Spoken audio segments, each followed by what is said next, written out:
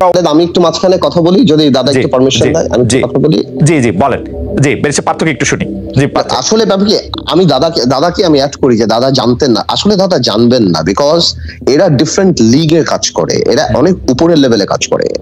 এনাদের যে ধরা ছোঁয়ার জায়গা, এনাদের ব্যুরোক্রেসিতে যে হাত, এনাদের বলি দাদা জানবেন না, নিচের দিকে অনেকে জানবেন না। এই কারণেই one of the major reason আপনি দেখবেন যে দাদা বললো 80% এমপি করাপ্টেড। কেন করাপ্টেড? বিকজ করাপ্টেড হলে ইউ ডোন্ট আস্ক কোয়েশ্চেনস, আপনার অপিনিয়ন থাকে না। আপনি দেখেন এমপিরা কারা, এই যে ইয়াবা বদি, বিচ্ছু, শামসু, মমতাজ, এই ক্রিকেট প্লেয়ারদের নিয়ে আসতেছেন।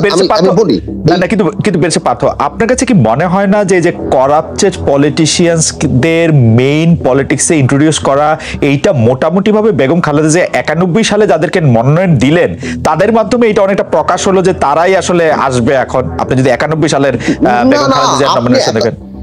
আপনি 91 সাল থেকে বলেন কেন, আপনি 80 সাল থেকে যান না, এটা তো স্টার্ট 80 সাল থেকে হয়েছে। এবং কিন্তু হয়েছে কি, সেই সময় ইনস্টিটিউশন গুলি করাপ্টেড হয় নাই। সেই সময় যে কাজগুলি হয়েছে, আপনি কি শুনতে পাচ্ছেন আমার কথা? না না, পরিষ্কার আপনি বলে যান। আমার কথা হলো ইনস্টিটিউশন গুলি, আজকে আপনি দেখেন, আজকে chief justice, x chief justice আপনার দেশ থেকে ভেঙে চলে যাচ্ছে। আজকে পুলিশের বেনজির সাহেব আইজি করাপ্টেড, বাংলাদেশে এক্স আর্মি চিফ করাপ্টেড। দেখেন ইনস্টিটিউশন গুলি ভেঙে যাচ্ছে।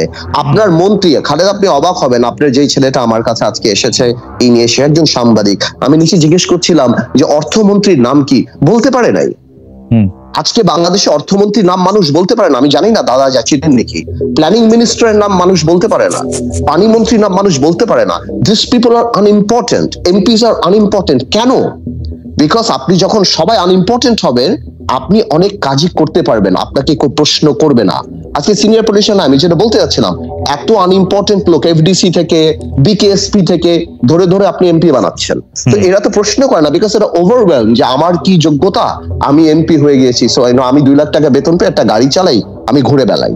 তো সুতরাং এইটাকে জেনে শুনে এরকম করাপ্টেড করা হচ্ছে, বা ইনস্টিটিউশন গুলিকে করাপ্টেড করা হচ্ছে, যাতে করে আপনি স্মুথলি এই কাজগুলি করতে পারেন। কিন্তু আমার প্রশ্নটা এক জায়গাতেই, যে এটা বাংলাদেশ আজকে যদি সরকার মনে করত যে না আমি এটার বিচার করব, সরকার ইকোনমিক ট্রিজন আইন পাস করত, যে যাদের কর্মকাণ্ডের জন্য বিদেশের মাটিতে আমাদের অর্থনৈতিক ভাবমূর্তি নষ্ট হয়, তাদের বিরুদ্ধে অর্থনৈতিক রাজাকার হিসেবে আমরা করি। আমি শেষ করি একটু।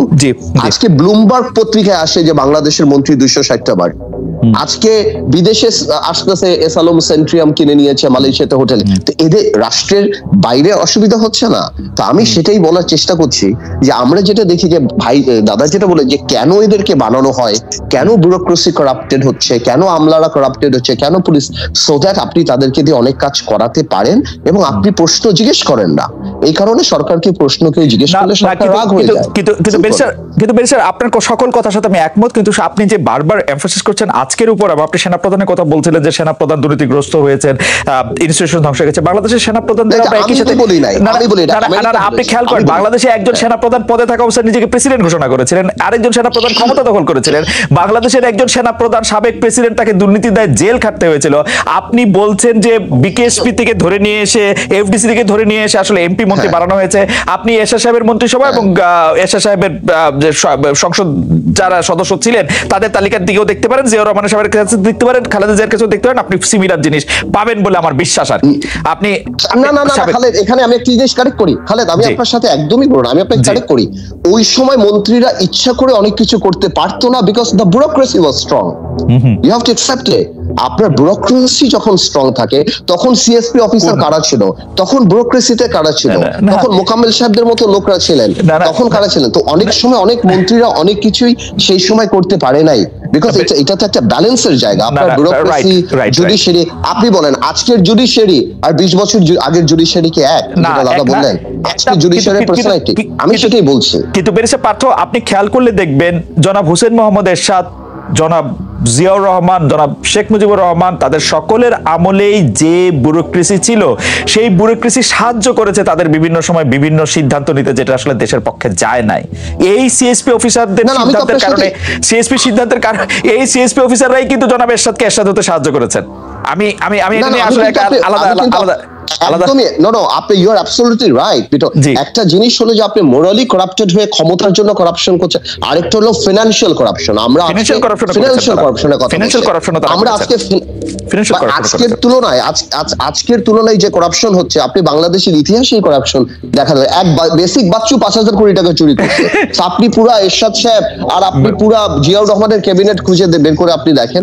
So আজকের দিনগুলি তো আসলে ইন্টারন্যাশনাল লেভেলে চলে গেছে। ইকোনমির সাইজও তো বেড়েছে বেস্টার। এইটা তো জাস্টিফাই করে না, জাস্টিফাই করে না, মানে আগের 800 কোটি টাকা, আগের 800 কোটি টাকা এখন কাটা।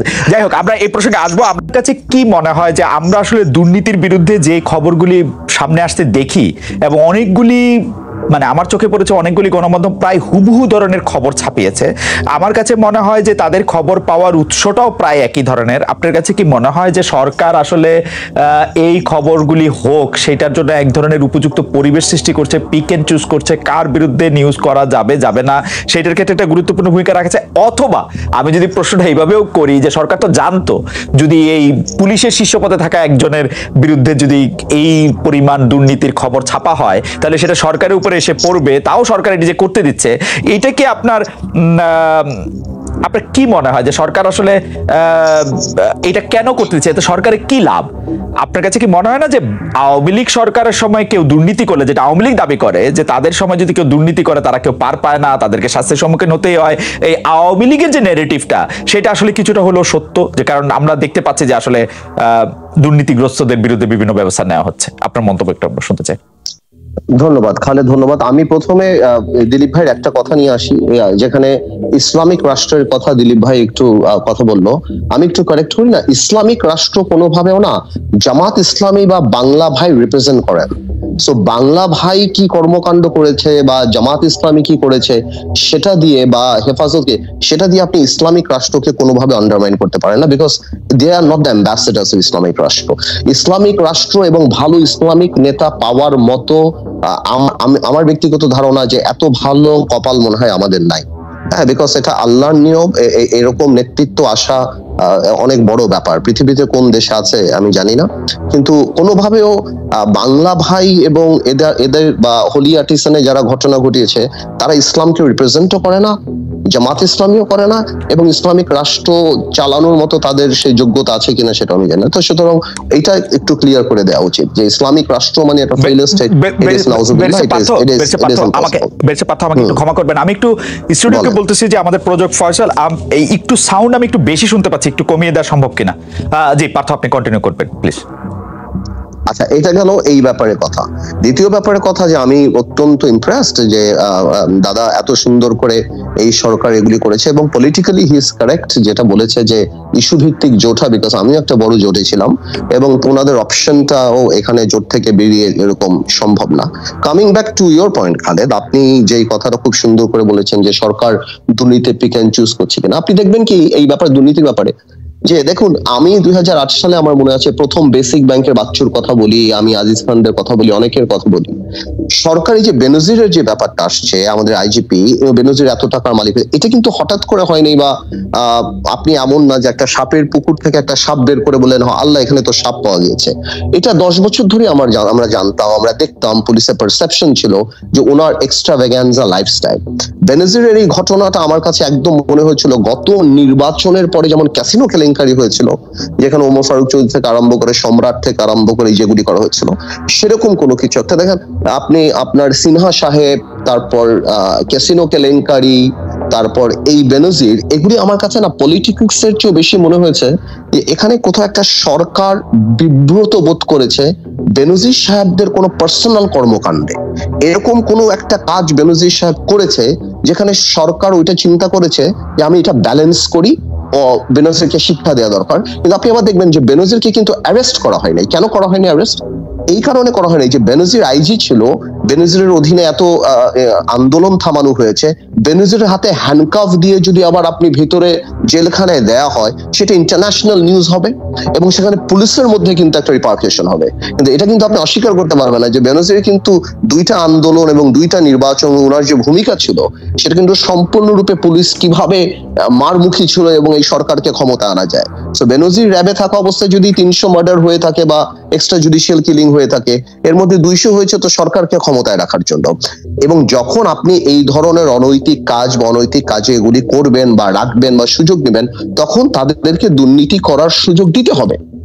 এই সরকারের রাষ্ট্রীয়ভাবে মদত দুর্নীতি করার সুযোগ দেওয়াটা এটা খুবই স্বাভাবিক, যে পুলিশ দিয়ে যখন আপনি এই কাজ করাবেন, ভোট ডাকাতি করাবেন বা অন্য কিছু করাবেন, আমলাদেরকে দিয়ে যখন অন্য কাউকে বড়লোক বানানোর চেষ্টা করবেন, সেগুলো হবে। বাট আমার একটা প্রশ্ন, সেটা যেহেতু দিলীপ ভাই বা দাদা 64 সাল থেকে আজকে বাংলাদেশের রাজনীতি, আমি আসলে জানতে চাই যে 64 যে রাজনীতিবিদরা কিছু টাকা পয়সা কামাই করে, অনেক করে, বিকজ তাদের অনেক আনসিন খরচও থাকে, আবার ব্যক্তিগতভাবে তারা অনেকে একটু ল্যাভিশ লাইফ লিড করে, ঠিক আছে। আমি একটা জিনিস জানতে চাই, আমি মানে রাজনীতি থেকে, যে এস আলমকে 30-40 হাজার কোটি টাকা মালিক করে দিয়ে, আজিজ খানকে সিঙ্গাপুরে বিলিয়নিয়ার বানিয়ে দিয়ে, বা বড় বড় এই যে দরবেশবান যা বলেন, এদের আত্মীয় স্বজনরা ওমানে 200 কোটি টাকা খরচ করে ম্যারেজ অ্যানিভার্সারি করছে, এই করছে, মহিউদ্দিন খান আলমগীর এই ব্যাংকে ফেললো, তো 200 কোটি টাকা ক্রেডিট কার্ড নিল, এগুলি করে আওয়ামী লীগের লাভ কি? সরকারের লাভ কি? সরকার তো টাকার কোনো অভাব নাই। এই 30-40-50 হাজার কোটি টাকা যেটা দেখি আমরা, এই যে দেখলাম 3,500 কোটি টাকা এস আলম ভ্যাট দেয় নাই, আবার 2,000 কোটি টাকা সুদ মৌকুফ হয়েছে নজরুল সাহেব, এস আলমের মিলার, এস আলমের অনেক বেশি। তো এস আলম তো টাকার অভাব নাই। আবার 10,000 কোটি টাকা দেখলাম ইসলামী ব্যাংকের নথি চেয়েছে, নাবিল গ্রুপ নামে কোন টাকা খেয়ে বলছে, এগুলোই তো কিছুই না। এর আগে কোন একটা মন্ত্রী দেখলাম 260টা বাড়ি লন্ডনে, এবং সেটা আপনার ব্লুমবার্গে আসছে, যদিও মন্ত্রী সাহেব বলার চেষ্টা করেছেন যেটা আমার আত্মীয় স্বজনের, বাট আপনি গেলে দেখবেন যেগুলি সব কোম্পানির কোনো আত্মীয় নাই, এগুলি সব 2000 সাল থেকে কোম্পানি করা। আমার প্রশ্নটা এইটা যে দাদা, আমার এই যে এস আলমের এত টাকা বা আজিজ খানের এত টাকা বা দরবেশ সাহেব বলেন বা এদের বলেন এত টাকা দিয়ে, এই টাকা যদি আওয়ামী লীগ 300 আসনে 10,000 কর্মীরা 1 লাখ টাকা করে দিত, তাও তো ঘরের টাকা ঘরে থাকতো। এই টাকা থাকার পরে এই চায়না থেকে আমরা এত অল্প টাকা পাই, এই টাকা আমি এটা বুঝি না যে এটার রিজনটা কি, কেন? শেষ করি তোমাদের। জি, আপনি যেহেতু প্রশ্নটা করছিলেন, সেই প্রশ্নটার জবাব আমরা জনাব দিলীপ বড়ুয়া থেকে এক লাইনে শুনবো কিনা, যে আসলে মাত্রই কি না, আমি আরো কিছু আছে, আমি আরো কিছু জিজ্ঞেস করতে চাই। যেমন বেসিক ব্যাংকের বাচ্চু সাহেবকে আমি জেল খাটাতেই পারলাম না, আমি নিজে জেল কেটে ফেললাম। হ্যাঁ, উনি যে 5,000 কোটি টাকা, উনার দুদক ডাকে উনাকে 5,000 কোটি টাকার করাপশন করতে দিয়ে সরকারের কি লাভ? সরকার তো ক্ষমতায় আছে, সরকারের জন্য তো টাকা কোনো ইস্যু না। তা আমি বুঝি না ইন্ডিভিজুয়াল এদেরকে দিয়ে পয়সা কামিয়ে দিয়ে, যে আপনি বললেন যে সরকার এখানে ভাগযোগ করে, এখানে আমার মনে হয় সরকার এখান থেকে ভাগ করতে হবে কেন? বাংলাদেশে প্রধানমন্ত্রী বলেন বা ক্যাবিনেট বলেন পৃথিবীর সবচেয়ে পাওয়ারফুল, এনারা যা ইচ্ছা তাই করতে পারেন, কেউ ওনাদেরকে জিজ্ঞেস করবেন না। তো কে কোথা থেকে কোথায় টাকা কামাই করবে না করবে, কিন্তু এই যে ইন্ডিভিজুয়াল লোকগুলিকে এত টাকার মালিক করে, তাহলে আপনি বলেন বেনজিরের এগেইনস্টে আপনি যেই 1500 কোটি টাকার কথা বলছেন, পত্রিকা খুলেই যখন দেখেন একজন ব্যবসায়ী 10,000 কোটি টাকা ব্যাংক লুট করেছে, তাহলে আপনি কিভাবে সরকারকে আমি ক্রেডিট দেবো? তাহলে আমার বুঝতে হয় যে নিশ্চয়ই এই বেনজির এমন কোথাও ব্লাবার মাউথ, এমন কোথাও এমন কোনো কথা বলেছে, এমন কিছু বলেছে যার কারণে সরকারের উচ্চ পর্যায়ে ব্যক্তিগত রাগ হয়ে এই কাজ করছে। আবার আপনি আজিজ সাহেবকে তো ধরছেন না, যেখানে আমেরিকা বলছে, আবার আপনি অন্য কাউকে ধরছেন না। So I am very confused, যে আমাকে যদি দাদা ক্লিয়ার করেন, আপনি এত বড় পলিটিশিয়ান, আমাদের জন্মের আগে 64 সাল থেকে রাজনীতি করেন, আমি আসলেই বুঝি না যে এইটা। প্লাস আরেকটা কথা বলি, যে এই যে বেনজিরের এই ঘটনার পরে পুলিশের মধ্যেও তো একটা রিয়াকশন হবে, যে ভাই আমরা কয়টা কার নিলাম, আমরা কয়টা কার করলাম, এখানে হাজার হাজার কোটি টাকা নিয়েছে, আমরা তো ক্ষমতায় রাখি। কারণ এই সরকারকে তো ক্ষমতায় রাখছে পুলিশ আর ইন্ডিয়া, এছাড়া তো আওয়ামী লীগের কর্মী। আমাকে যে মনে বেরিয়েছে পারছো, এটা পুরোপুরি পরিষ্কার।